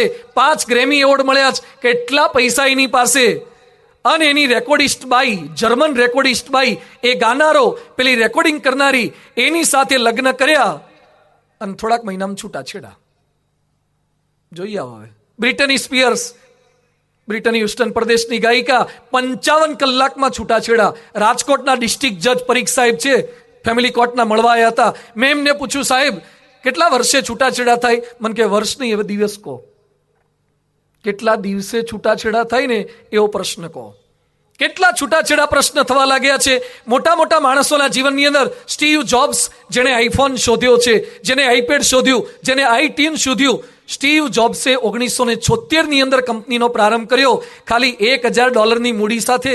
જે બિઝનેસમેન હોય ને, શીખજો એના જીવનમાંથી. ખાલી $1000 મૂડીમાંથી 1976માં બિઝનેસનો પ્રારંભ. 23મા વર્ષે તો $10 લાખ આસામી અને 24મા વર્ષે $1 અબજ આસામી. પણ એનો જ પાર્ટનર વોઝનિયાક સાથે પ્રશ્ન થયો અને એપલ કંપનીમાંથી જેને કાઢી મૂક્યો અને નેક્સ્ટ અને પિક્સાર નામની નવી કંપની શરૂ કરવી પડી. ફરીથી પાછો એપલમાં જોડાયો. રાધાકૃષ્ણન એટલે પોતે બોલ્યા હતા કે આકાશમાં ઉડવું સહેલું છે, પાણીમાં તરવું સહેલું છે. Main has learnt how to fly in the sky. Man has learnt how to swim in the water. Man hasn't learnt how to walk on this earth. માણસ આકાશમાં ઉડતા શીખી ગયો, પાણીમાં તરતા શીખી ગયો, પણ માણસ સાથે જીવતા શીખી શક્યો નથી. પ્રશ્ન આ છે. પરિવારના પ્રશ્ન આ છે. મોટા મોટા માણસોના જીવનની અંદર પણ પ્રશ્ન શા માટે થવા લાગ્યા છે? બહારથી દેખાય હસું છું એટલે માની ન લેશો કે સુખી છું હું, રડી નથી શકતો એટલો દુઃખી છું હું. એકવાર એક ભાઈ પોલીસ સ્ટેશને ગયા. પોલીસને કે, સાહેબ હું બહુ દુઃખી છું. શું છે? એ કે મારી પત્ની ખરાબ છે. કે તો આટલી તૈયારી રાખવાની જ હોય. એ કે પણ મને બહુ બોલે છે. એ કે બોલે. એ કે સાહેબ આખી દુનિયામાં સૌથી વધારે દુઃખી હું છું. એ કે બારોબાર એવું સ્ટેટમેન્ટ ના આપો, સૌથી વધારે દુઃખી તો અમે પોલીસો છીએ. એ કે સાહેબ તમે કેમ? એ કે દોસ્ત તમે પોલીસ ચોકીએ ફરિયાદ કરવા જઈએ કોને, અમારે જવું ક્યાં? અમારે આ તકલીફ હોય છે પણ જવું ક્યાં? બહારથી દેખાય છે સુખી પણ અંદર તકલીફ છે. રાજકોટમાં હો તો રેસકોર્સ બધા બેઠા હોય છે, પ્રકૃતિ પુરુષના જોડલા. હરિશ્ચંદ્ર તારામતી બધા નથી હોતા. બાજુમાં ગોળા ખાતા એટલે એવું લાગે હરિશ્ચંદ્ર તારામતી છે. 3 પ્રકારના માણસો હોય છે. એક સુખી સુખી, બીજા સુખી દુઃખી, ત્રીજા દુઃખી દુઃખી. 3 પ્રકારની ફાઇલમ હોય. પહેલા સુખી સુખી, જેની તાજી હગઈ થઈ હોય ને, તાજા લગ્ન થાય, સુખી સુખી. એની વાતો સાંભળજો ક્યારેક. અપરંપાર વાતો હોય. તમારા માટે આમ થાય, ફ્લેટ બુક કરાવશું અને ચંદ્ર પર પ્લોટિંગ થાય ને એમાં પહેલું આપણે લેવું તમારા માટે. એને ખબર નથી કેટલા વિશેષો થાય. અને કે ચંદ્ર પર ફ્લેટ બુક કરાવશું. હવે છાનો માનો ગેસનો બાટલો ટાઈમે લાવે તોય ઘણું છે. હવે ચંદ્ર પર ફ્લેટની મોટી મોટી વાતો કરે. એને હજુ ક્યાં જમાનાની ખબર છે? એટલે સુખી સુખી, જેને લગ્ન થયા પછી સંતાન થયા, એડમિશનની માથાકૂટ, છોકરો એન્જિનિયર થઈ ગયો, નોકરી નથી મળતી, ઉંમરલાયક થઈ ગયો, દીકરીને વર નથી મળતો, આ પ્રશ્ન. એટલે થોડાક સમય સુખી ને થોડોક સમય પાછા દુઃખી. એ સુખી દુઃખી છે. અને જે બહુ મોટી ઉંમરના થઈ ગયા, દાદા દાદી ઘરમાં રાખતા નથી, સાચવતા નથી, એ બિચારા બગીચાની પાળી પર બેઠા હોય, 5 રૂપિયાની સિંગ લઈને એકબીજાને મોઢામાં નાખ્યા કરે. એ દુઃખી દુઃખી. નક્કી કરજો આપણે શેમાં આવીએ છીએ. બહારથી સુખી સુખી લાગે. પ્રશ્ન છે, દરેક ઘરની અંદર મોટા મોટા પ્રશ્ન છે, જણાવતા નથી, બહાર બતાવતા નથી, પણ પ્રશ્ન છે. તો પ્રશ્નના સોલ્યુશન કંઈક શોધવા જોઈએ. આપણા ઘરમાં પેલા વંદા આવે ને, તો વંદો ના આવે એના માટે એક ચોક શોધી કાઢ્યો. ચોકનું નામ છે લક્ષ્મણ રેખા. તમે આમ કરો ને, જે રાવણને ખબર નહોતી પડતી વંદાને ખબર પડે, એટલે લીટી દોરો એટલે વંદોય ન આવે. વંદા આવે તો એના ઉપાય આપણે શોધી કાઢ્યા, મચ્છરના ઉપાય શોધી કાઢ્યા, મચ્છરદાની ઓડોમસ ને આ બધા. તો ઘરમાં પ્રશ્ન થાય એના ઉપાય નહીં શોધવાના, પ્રશ્ન આવશે. અમારે સારંગપુરમાં સુતી મંદિર છે, કબૂતર બહુ થાય. એકાદું કબૂતર હોય તો શાંતિનું દૂત કહેવાય, પણ 1000 ભેગા થાય એટલો અવાજ કરે. અવાજ તો કદાચ સહન થાય, પણ જેટલા લોકો પરિક્રમા કરે ને બધાના માથા પર કેસર જળનો અભિષેક કર્યા જ કરે. એટલે આપણે એક ભાઈને કીધું, ભાઈ કબૂતર બેસે ને તો તમારે ઉડાડવા, ડબ્બો ખખડાવો. ડબ્બો ખખડાવી કબૂતર ઉડી ગયા. થોડાક દિવસ સરસ ચાલ્યું, પછી એ ભાઈ પગી કહેવા આવ્યા કે સ્વામી હવે નથી ઉડતા. તો સંતો કે ખખડાવતા નથી ના, કે સેમ ફ્રીક્વન્સીનો અવાજ કરું છું, પણ કબૂતરને એમ કે આ બેકગ્રાઉન્ડ મ્યુઝિક છે. તે કબૂતરને હવે સેટ થઈ ગયું, હવે ઉડતા જ નથી. બોલો, કબૂતરને સેટ થઈ ગયું. પછી નવો ઉપાય સંતોએ બતાવ્યો કે શિખર પર એક દોરડી બાંધો અને દોરડી લઈને તમારે કબૂતરને આમ સેટ દોરડી ખખેડવાની, એટલે કબૂતર ઉડી જાય. થોડું ચાલવાનું દોરડી પકડીને. કબૂતર ઉડી ગયા. પેલા ભાઈ આયા કે સ્વામી નવી સમસ્યા. શું સમસ્યા? એ કે કબૂતર તો ઉડી જાય છે, પણ જેટલા દર્શને આવે ને એ બધાને એમ કે ધાર્મિક વિધિ હશે, એટલે બધા દોરડું લઈ લઈને ગોળ ગોળ ફરે છે. આ કઈ ધાર્મિક વિધિ નથી, આ તો કબૂતર ઉડાડવા માટે કરેલું છે. બહારથી લાગે છે કે એક પ્રશ્ન સોલ્વ કરશું, નવા પ્રશ્ન કેટલાય ઊભા થાય છે. દરેક સુખની સાથે દુઃખ પેરેલલ આવે છે. પ્રત્યેક પરિવારની અંદર પ્રશ્ન છે. પ્રશ્ન માટે જવાબદાર કોણ છે? પ્રશ્ન માટે કારણભૂત કોણ છે? પરિવારમાં ઝઘડાનું જવાબદાર કોણ? સાસુ? આદિવેર ઘંટી ને આદિવેર ઘઉં, આદિવેર સાસુ ને આદિવેર વહુ. જે બોલતા હોય કે સાસુ જવાબદાર, એ સમજી જ નથી શક્યા. જે બોલતા હોય વહુ જવાબદાર, એ સમજી જ નથી શક્યા. કોઈ પતિ પત્ની જવાબદાર નથી, કોઈ વ્યક્તિ જવાબદાર નથી. વ્યક્તિના સ્વભાવ જવાબદાર છે. આપણો અહંકાર અને મમત્વ જવાબદાર છે. આપણી ઈર્ષા જવાબદાર છે. આપણા સ્વભાવ જવાબદાર છે. પરિવારમાં ઝઘડા થાય છે એના માટે કારણભૂત આ છે. શા માટે પરિવારમાં પ્રશ્ન સર્જાય છે? હવે પ્રશ્ન ન સર્જાય એના માટે શું કરી શકીએ? પરિવારને એક રાખવા માટે આજે થોડીક વાત એની કરવી છે. રામાયણનો આદર્શ પરિવાર કેમ થયો? રામને જંગલમાં જવાનું અને સીતા જંગલમાં જાય છે, લક્ષ્મણ જંગલમાં જાય છે. એક આદર્શ પરિવારની ભાવના આપણો પરિવાર આવો આદર્શ કઈ રીતે બનાવી શકીએ? ગઈકાલે થોડીક વાત કરી હતી, પરિવારમાં થોડોક સમય આપીએ. કેટલાક પરિવારમાં સમય નથી આપતા. પત્નીને સમય આપો, સંતાનોને સમય આપો, એની સાથે બેસો. રામાયણમાં લખે છે, અનુજ સખા સંગ ભોજન કરહી. પરિવારના તમામ સભ્યો સાથે બેસીને ભોજન કરે છે. બધાને મારી વિનંતી છે કે દિવસના 3 ટંકના ભોજન હોય, એમાંથી ઓછામાં ઓછું એક ટાઈમ તો પરિવારના સભ્યો સાથે બેસીને ભોજન લેજો. તમારો ₹1,00,000 પગાર હોય પણ પત્નીને સંતાનો સાથે બેસીને એક ટાઈમ ન જમી શકો તો એ લાખને શું કરવાના? કોના માટે તમે કમાઓ છો? A family who stays together, who eats together, who plays together, who prays together. તમારી પત્ની સાથે તમે ડાઇનિંગ ટેબલ પર બેઠો એ જરૂરી નથી. તમે ભલે નીચે બેસો. રોજ તમે રસગુલ્લા ને ગુલાબજાંબુ ખાઓ એ જરૂરી નથી, પણ જે કંઈ જમો એ પ્રેમથી જમો. આત્મીયતા તો વધશે. સંપીને જમો. પરિવારની અંદર સાથે જમવાની જેટલા પારણમાં આવ્યો છે એટલા સંકલ્પ કરજો કે ઓછામાં ઓછું એક સમય તો સંતાનો સાથે, પત્ની સાથે બેસીને આપણે જમવું છે. તો પરિવાર આદર્શ પરિવાર બની શકશે. તો આપણો પરિવાર એ સંપીલો પરિવાર બની શકશે. આપણા પરિવારની અંદર આ ભાવના જોઈશે. સમય આપવાનો છે, જમવાનો સમય. બીજું, પરિવારના સભ્યોને સાંભળીએ. કેટલાક પરિવારમાં કોઈની વાત સાંભળતા નથી. એકવાર એક ઓફિસની અંદર કંઈક પડવાનો અવાજ થયો, ધડાકો થયો. બોસ ત્યાં આવી ગયા. બોસ કે તોડી નાખો, ફર્નિચર તોડી નાખો, બધી મિલકત તોડી નાખો. 20 મિનિટ સુધી ફાયરિંગ કર્યું. પછી થાક્યા એટલે પૂછ્યું શું થયું હતું? એટલે આસિસ્ટન્ટ કે સર કંઈ ફર્નિચર તૂટ્યું નથી. એક બાઈ સેલ્ફ પરથી સામાન લેવા માટે ચડ્યા ટેબલ પર, એનો પગ સ્લીપ થયો, એમાં અવાજ થયો. તો કે જણાવવું જોઈએ ને, પણ ટાઈમ આપવો જોઈએ ને. ઘણા સાંભળતા જ નથી. રામનો પરિવાર દરેકની વાત સાંભળે છે. રામ જંગલમાં જવા માટે નીકળ્યા. સીતા સાથે હતા. સીતા રામને પ્રશ્ન પૂછે છે કે આપણા શાસ્ત્રોમાં 3 પ્રકારના દોષ છે. એક મિથ્યા દોષ, એક વ્યભિચાર અને ત્રીજું છે વેર વિના હિંસા. તો આપ તો જંગલમાં તપ કરવા નીકળ્યા છો, તો તમે આ ધનુષ્ય બાણ ભેગું કેમ લીધું છે? હું સ્ત્રી સહજ સ્વભાવવશ તમને આ પ્રશ્ન પૂછું છું, ધનુષ બાણ કેમ લીધું? સીતાએ પ્રશ્ન પૂછ્યો ને રામે પ્રેમથી સાંભળ્યો. રામ સીતાને કહે છે, તમારો પ્રશ્ન ખોટો નથી, મેં કોઈની હત્યા કરવા નથી લીધું, પરંતુ ઋષિ મુનિઓના યજ્ઞમાં કોઈ રાક્ષસો તકલીફ ન કરે એટલે એમની રક્ષા કરવા માટે ધનુષ્યબાણ લીધું છે. રામ સીતાને સાંભળતા હતા. આજે કેટલાક રામ સીતાને સાંભળતા જ નથી. તમારા સીતા ભેગા આવ્યા હોય અને સીતા આવું પૂછે, કેમ આ ભેગું લીધું? તો ઘણા કે હું એટલે જ ના પડતું, તું ભેગી આવીશ જ નહીં. અમને ખબર જ હતી તમારો આ બૈરાઓનો સ્વભાવ જ છે કચકચ કરવાનો. હજી તો ધનુષ લીધું છે, બહુ બોલે તો મશીનગન લઈ આવીશ. આપણા મનમાં કોઈને સાંભળી નથી શકતા. અરે નાના બાળકને પણ સાંભળો, પત્નીને સાંભળો.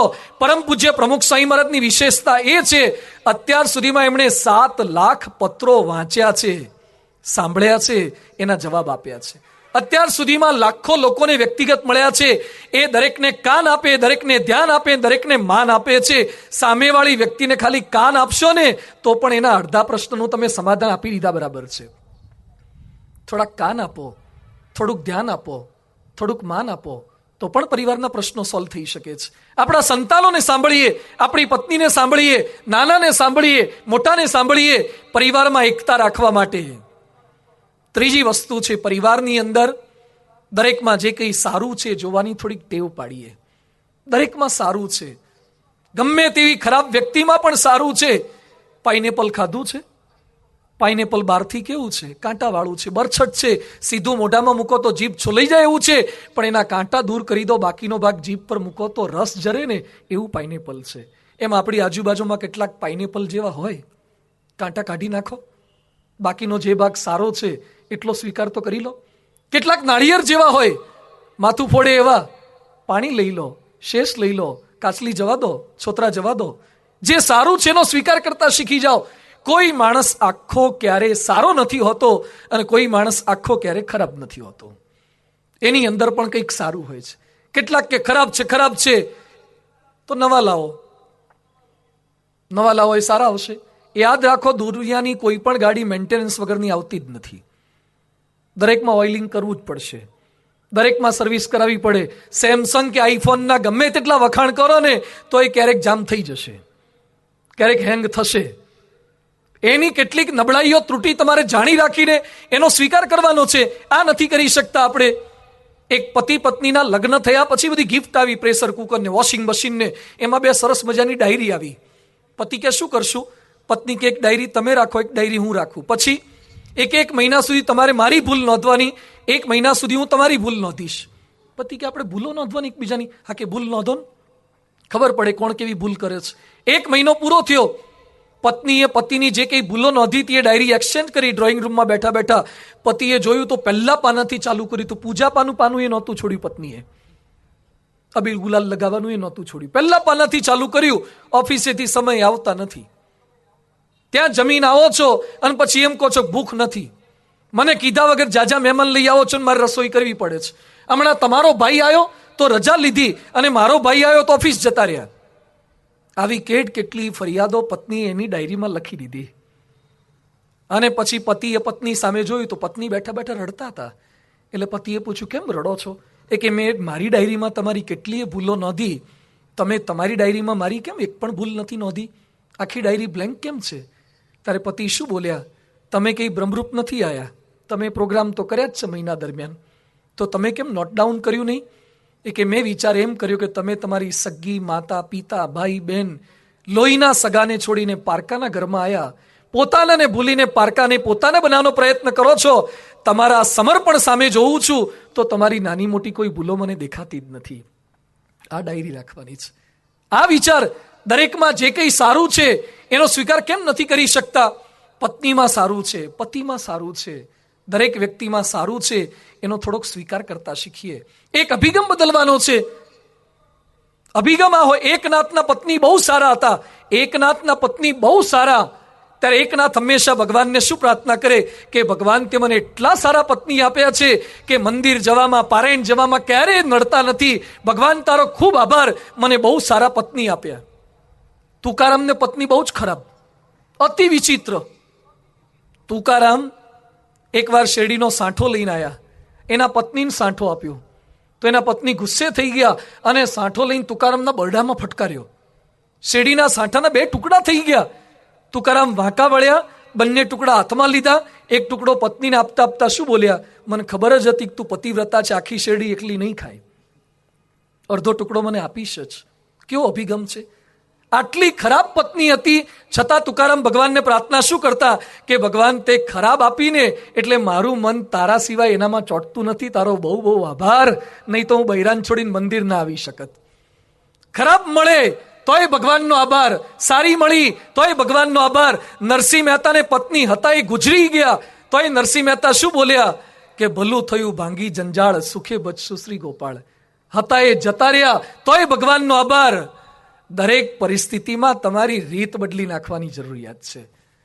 હતા એ જતા રહે તોય આભાર, ને અમારે બિલકુલ નથી તોય આભાર.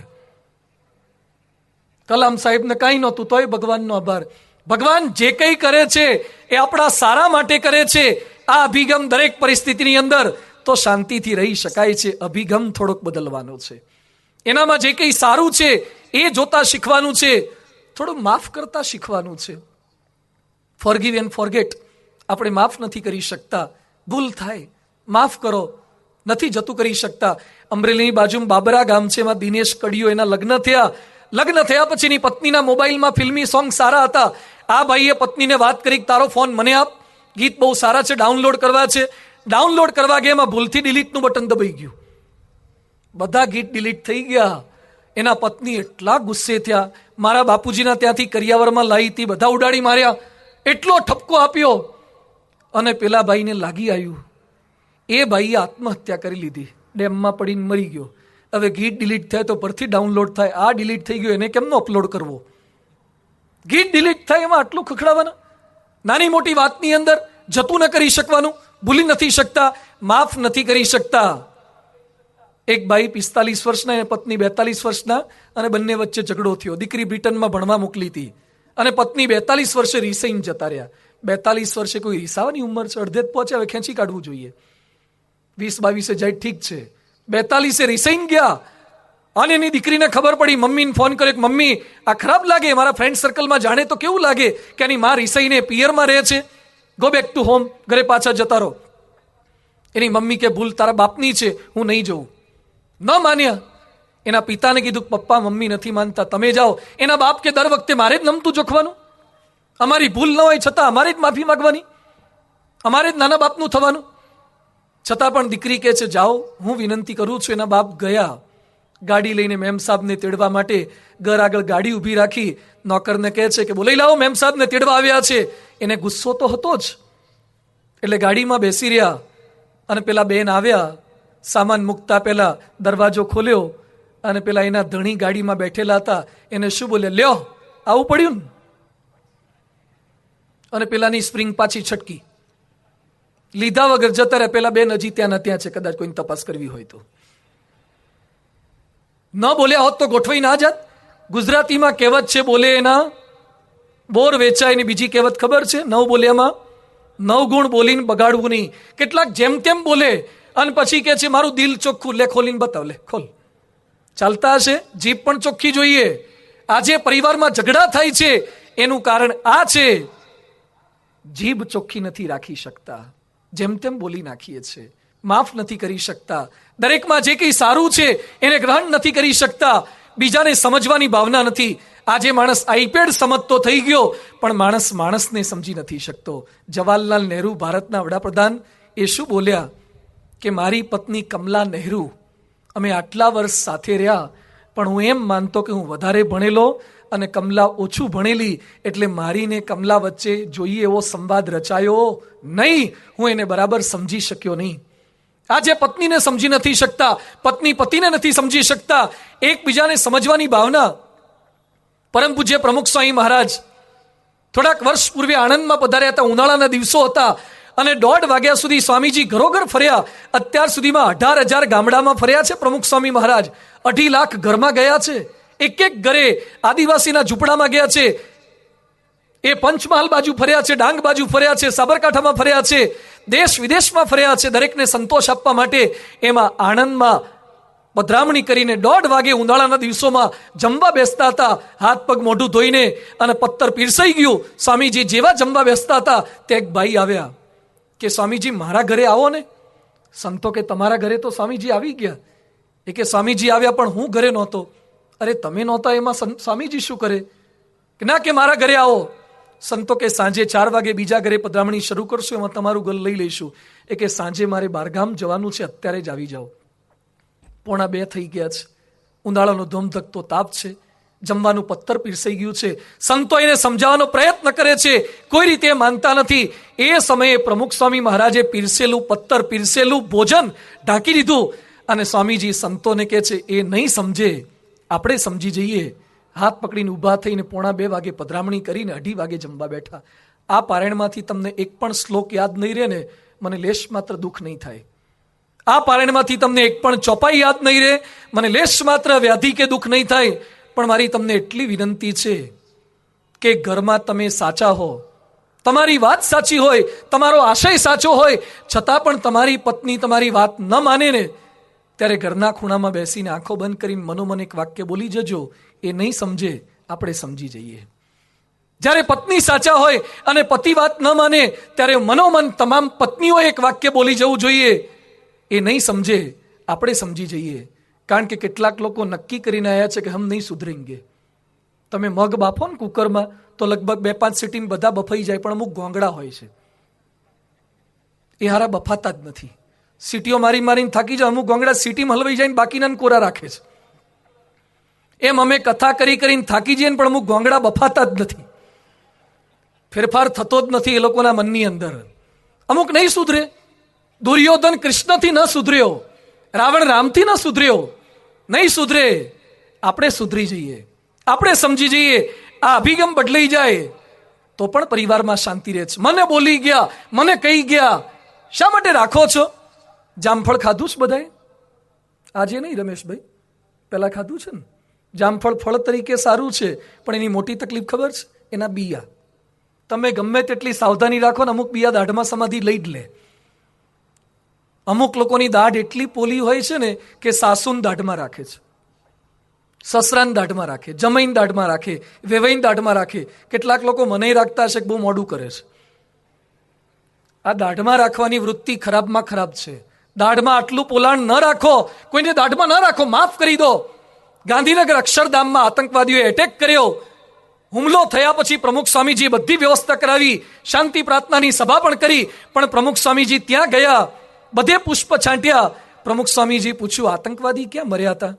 સંતો ત્યાં લઈ ગયા. સ્વામીજીએ ભગવાનના પ્રસાદીના પુષ્પ લીધા અને પુષ્પ ત્યાં છાંટ્યા.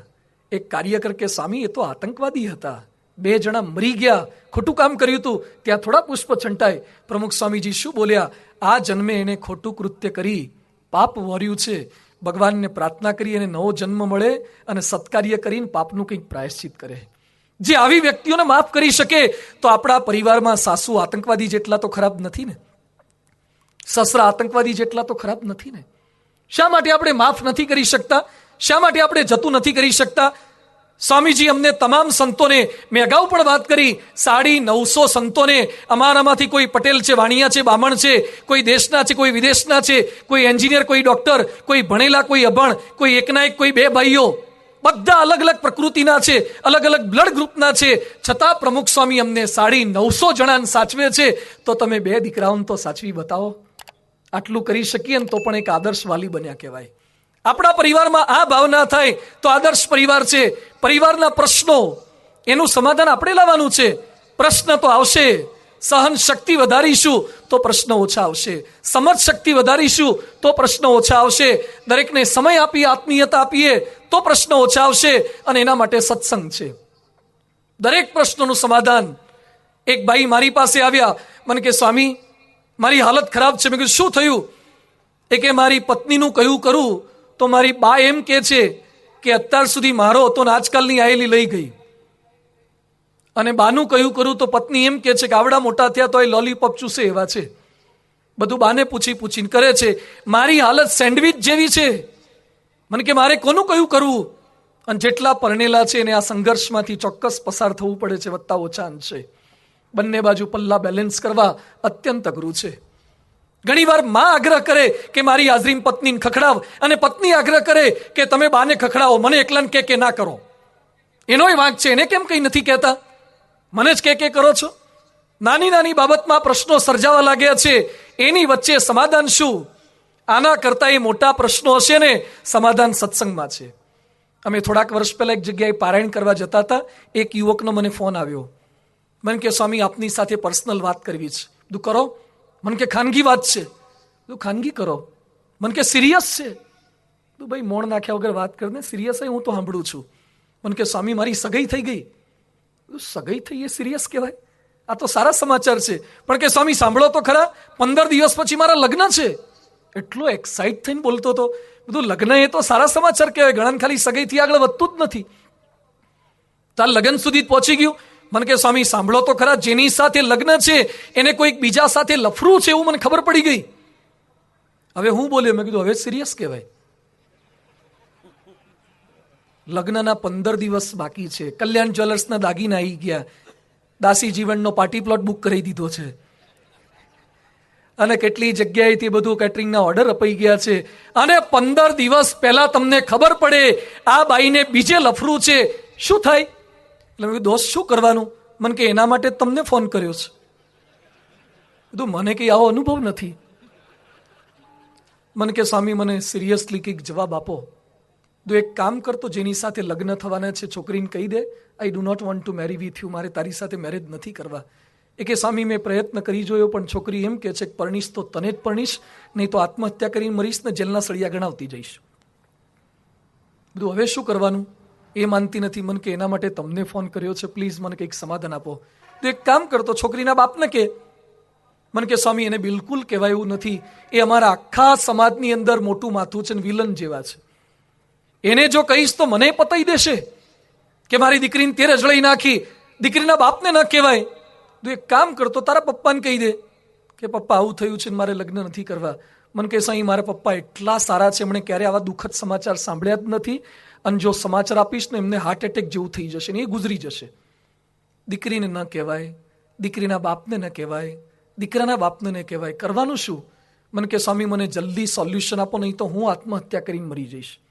હું તો પારાયણ કરવા જતો હતો, લેવા દેવા વગરનો મને ધંધે લગાડ્યો, મને ટેન્શનમાં નાખી દીધો. 2 ઘડી તો મને એમ થઈ ગયું કે આને સોલ્યુશન નહીં આપું મારે જ કંઈ નહીં કરવું પડે ને. બોલો અમારા લોકોને કેવા પ્રશ્ન આવતા હોય છે. એક તો આ બધા નહોતું પડવું એટલે આ બાજુ આવ્યા. હવે ગામ આખાની પ્રજાની ચિંતા કરવાની.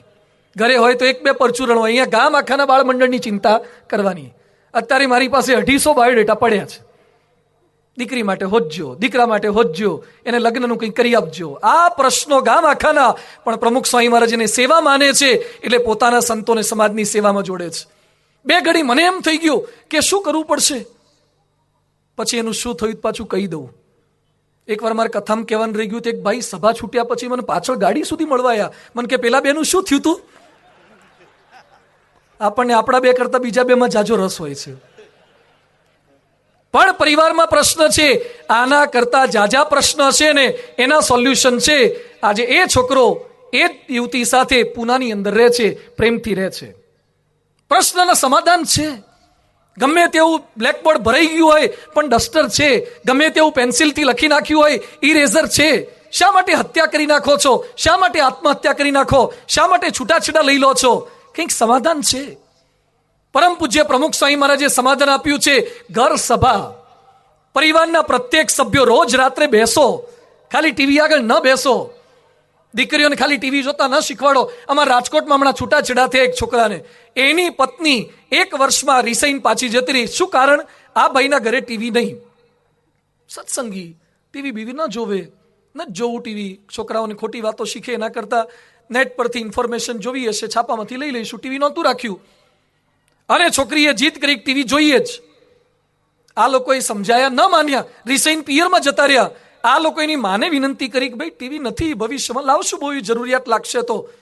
તેની છોકરીની બા શું બોલ્યા, અમે 20 વર્ષ સુધી એને ટીવી જોડેને મોટી કરી છે, ટીવી વગર મારી દીકરી એક દાડો નહીં રહે. ટીવી લાવો તો દીકરીને મોકલીએ. છૂટાછેડા દીધા. અત્યારે દીકરી વિડીયો કોનમાં ટીવીના શોરૂમમાં ઊભી ચાલી ટીવી જોતી હશે ને. એને મેં કહ્યું શોરૂમમાં નોકરી કરાવડા, ઊભી ટીવી જ જોયા કરે. એક ટીવી જોવા જેવી બાબતની અંદર છૂટાછેડા, એકવાર કંઈક બોલે એમાં છૂટાછેડા, સેજ સાથે ન લઈ ગયા એમાં છૂટાછેડા, નાની નાની બાબતની અંદર થોડાક મજબૂત ન થઈ શકીએ. કેટલાક કાચના બોક્સની ઉપર લખ્યું હોય છે ફ્રેઝાઇલ, હેન્ડલ વિથ કેર, સાચવીને ઉપાડજો નહીં તો તૂટી જશે. આવું કેપ્શન છે ને, આવું સાઇનબોર્ડ મારા તમારા પર પણ લખવાની જરૂરિયાત છે. સાચવીને આગળ બેસાડજો સોફામાં, નહીં તો ગમે ત્યારે તૂટી જશે. સાચવીને બોલાવજો, માન આપજો નહીં તો તૂટી જશે. શા માટે આપણે બધા ફ્રેઝાઇલ થઈ ગયા, નાની નાની બાબતની અંદર તૂટી જઈએ છીએ? મજબૂત થવું હોય એના માટે આ સત્સંગ છે. વાંચો રામાયણ, વાંચો ભગવદ્ ગીતા, વાંચો ભાગવત.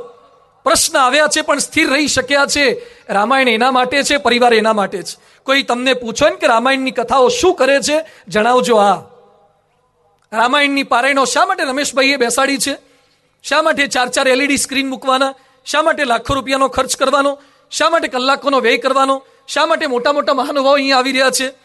બધાને મારી વિનંતી છે કે કથા એ વર્ષમાં એક વખત નહીં, પ્રમુખ સ્વામીજીની આજ્ઞા છે, દર રવિવારે કથા થાય છે. અક્ષર મંદિર ગોંડલની અંદર દર રવિવારે કથા 5 થી 7 દરમિયાન. જીવનના પ્રશ્નોના સમાધાનો આ સત્સંગ સભાઓમાં મળે છે. આપણા ઘરમાં પરિવારના તમામ સભ્યો સાથે બેસીને જમીએ, બેસીને રામાયણ, ગીતા, ભાગવત, ઉપનિષદની સ્ટોરી વાંચીએ તો પરિવારના પ્રશ્ન સોલ્વ થઈ શકશે. રામાયણ એ આપણને શીખવે છે. આદર્શ પરિવાર તો બનશે. રામ જંગલમાં ગયા, સીતા સાથે ગયા છે. ઘસાવાની ભાવના, દુઃખની અંદર ભાગીદાર થવાની ભાવના. લક્ષ્મણ ગયો, ભાઈ જાય ભાઈ ભાભીની સેવા કરવા. ભાઈ સગ્ગા ભાઈને મારી નાખે. સુરતમાં 2 સગ્ગા ભાઈ વચ્ચે ઝઘડા થયા, બધી મિલકતની વહેંચણી થઈ ગઈ અને પૂરી તળવાનો જારો એક જ હતો. એક ઘર વચ્ચે પૂરી તળવાનો જારો એક હતો. ખેતરના શેઢાના બધા ભાગલા થઈ ગયા, પણ પૂરીઓ બહાર કાઢવાનો જારો એક જ હતો. મોટો ભાઈ કે મારે જોઈએ, નાનો કે મારે જોઈએ. બંને વચ્ચે ઝઘડો થયો. શેના માટે બોલો તો? જારા માટે.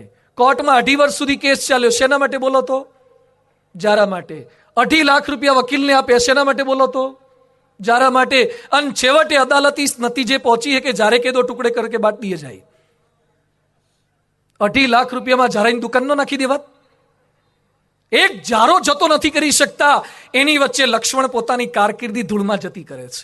ભાઈ ભાભીની સેવા કરવા માટે લક્ષ્મણને તો ધન્યવાદ છે, પણ પૂજ્ય ડોક્ટર સ્વામી પહેલા દિવસે ઉલ્લેખ કર્યો ને, એની પત્ની ઉર્મિલાને ધન્યવાદ છે. આજકાલની ઉર્મિલા લક્ષ્મણને જવા દે? ત્યાં જવું તું તો મને પૈણ્યા શું કરવા? 14 વર્ષ અમારે કરવાનું શું? અહીંયા મંજીરા વગાડવાના? તમે ત્યાં ભાઈ ભાભીની સેવા કરો, અમારે કરવાનું શું? શું ઉર્મિલાની સમર્પણની ભાવના છે! અમારે ત્યાં એક ભાઈ રાજકોટમાં રહે છે, એટલે ગામડાના શહેરમાં રહે. મેં એને કીધું ગામડે જાઉં તારે ભાઈ ભાભી માટે, એના છોકરા માટે કંઈક લઈ જવું. ગામડાવાળા રાજી થાય, શહેરમાંથી અમારા માટે કંઈક લાયા. મને કે સ્વામી મને તો બહુ પ્રેમ છે, ભાઈના દીકરા દીકરી મને ગમે છે, નાના છોકરાઓને રમાડવા ગમે, લઈ જવું ગમે, પણ મારી ઉર્મિલા ના પાડે છે. તમારી ઉર્મિલા? મને કે મારી ઘરવાળી ના પાડે છે. કેમ? એમ કે છે કે લોકો ગામડે રહે છે, એમને ઘઉં થાય છે, તો આપણને કેમ મફત આપે છે? એમને ઘેર ભેંસો રાખે છે, દૂધ થાય છે, ઘી થાય છે, આપણને કેમ મોકલાવે છે? જે આપણા માટે જેટલું ઘસાય ને એટલું જ ઘસાવાનું, બહુ નહીં ઘસાવાનું. આ જમાનો છે, એની વચ્ચે ઘસાવાની ભાવના, સમર્પિત થઈ જવાની ભાવના, એ આપણને રામાયણ શીખવે છે. આપણા પરિવારમાં આ ભાવના જેટલી જાગૃત થશે, સમર્પિત થવું, મદદરૂપ થવું, ભૂલો ભૂલી જવી, માફ કરી દેવા, જે કંઈ સારું છે એનો સ્વીકાર કરતા શીખવું. રામ, સીતા, લક્ષ્મણ જંગલમાં નીકળી ગયા છે. વલ્કલ વસ્ત્ર ધારણ કર્યા. જે રાજા થવાના હતા, ન જાણ્યું જાનકીનાથે કાલે સવારે શું થવાનું છે, અને કેવી દુઃખદ ઘટના એમના પરિવારની અંદર આવી ગઈ. સીતાએ વલ્કલ વસ્ત્ર ધારણ કર્યા, લક્ષ્મણે વલ્કલ વસ્ત્ર ધારણ કર્યા. આખી અયોધ્યા નગરી રડી રહી છે. આંસુઓના તોરણ રચાઈ ગયા છે. બધા કઈ કઈને કોસી રહ્યા છે, ટીકા કરી રહ્યા છે. રામ એક શબ્દ બોલતા નથી. રામની ભાવના. રામ જંગલમાંથી પાછા આવ્યા અને સૌથી પહેલા કોને પગે લાગ્યા?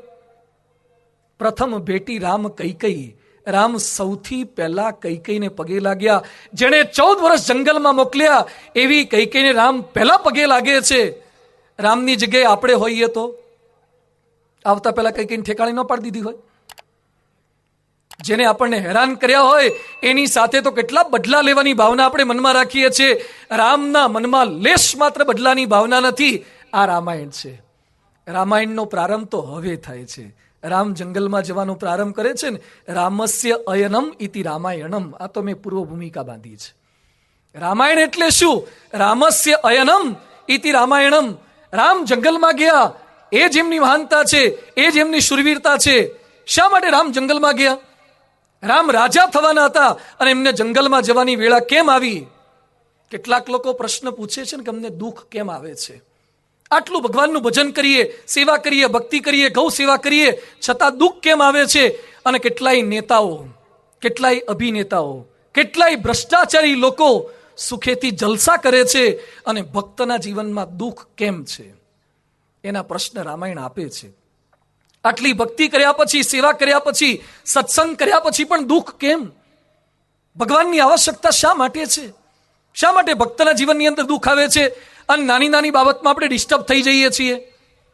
આવતીકાલે એના સમાધાનો રામાયણ આપણને શીખવાડશે.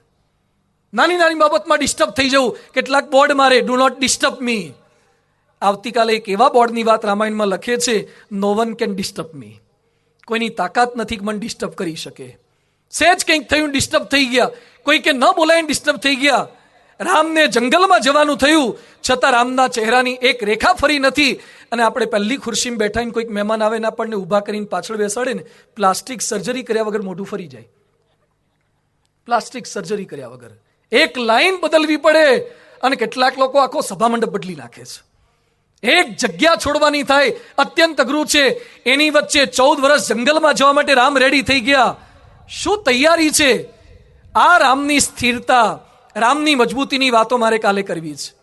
અને રામાયણનો અતિ અદ્ભુત પ્રસંગ, નાવિકને રામનો જે મેળાપ થયો અને નાવિકે જે રામ પાસે માગણી કરી છે, અતિ અદ્ભુત માગણી છે. એની પણ ખૂબ સુંદર વાતો છે અને વિશેષ વાતો કર્મના સિદ્ધાંતની. કેટલાક લોકો બોલે છે ને કે ભગવાન આમ કેમ કરે છે? ભગવાન શા માટે કેટલાક લોકોને સુખી કરે, કેટલાકને દુઃખી કરે છે? જેને જેને શંકા થતી હોય, લઈ આવો બધાને. ભગવાનનું બળ શું કરી શકે છે? એ બધી વાતોને પણ આવતીકાલે પારાયણમાં આપણે સમજવાના છીએ. આજના દિવસે ખૂબ મોટી સંખ્યામાં આપણે સૌ કોઈ એકત્રિત થયા છે. દડુક પરિવારનો પ્રેમ, એમની લાગણી, એમની ભાવના ખરેખર અતિ અદ્ભુત છે. ગોંડલમાં ન સર્જાયો હોય એવો નજારો આ પરિવારના પ્રેમને વશે અહીંયા સર્જાયો છે. આટલી મોટી સંખ્યામાં આપણે સૌ કોઈ ઉપસ્થિત થઈએ છીએ. આવતીકાલે ચતુર્થ દિન છે. ખૂબ મોટી સંખ્યામાં આપણને અનેકવિધ કાર્યક્રમનો લાભ પ્રાપ્ત થશે. આપણા જીવનમાં આવતા દુઃખો શા માટે, એ દુઃખોની વચ્ચે સ્થિર કઈ રીતે રહી શકાય, એની વાતોને વિશેષ જાણવા માટે આવતીકાલે સપરિવાર મિત્રો સાથે ખૂબ મોટી સંખ્યામાં ઉપસ્થિત થવા માટે સૌ કોઈને હાર્દિક નિમંત્રણ છે. શ્રી રામ જય રામ જય જય રામ.